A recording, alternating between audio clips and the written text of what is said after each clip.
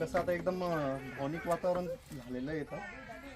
एकदम तिथं बसून काही वाटत नाही, पण इथं आल्यावर सगळ्या भावना एकदम अशा बाहेर येऊन जातात. ते चालतं. ते बी चालतंय, पण हे व्यवस्थित एकदम प्रखर भावना उत्पन्न होते.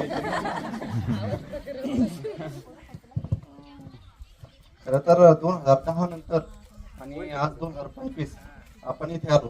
हे 15 वर्षाचा जो वेळ आहे तो कसा गेला तो म्हणजे कळलेलं नाही. एवढे 15 वर्ष एवढे झटपट गेले.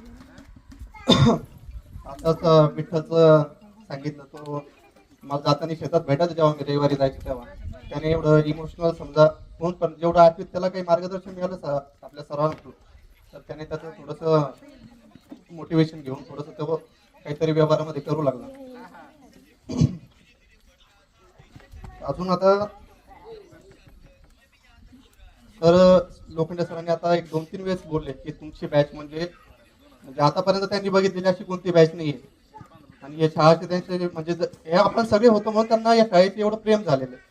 तर त्यांचं मार्गदर्शन त्यांनी तर आपल्याला कंटिन्यू दिलेलंच आहे.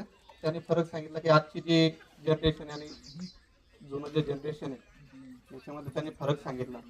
आणि खरोखर मी दोनदा बोलून दाखवलं जेव्हा सर गेट वरती आले, आपण तिकडे गेलो तेव्हा, की अजून पण सराविषयी ती भीती आमच्या मनामध्ये होती. तुम्ही सगळे आले आणि भीती एक आणि एक आदर एक जो असतो तो तुमच्या म्हणजे मरेपर्यंत तुमच्याविषयी तो आदर आमच्या मनामध्ये राहणार.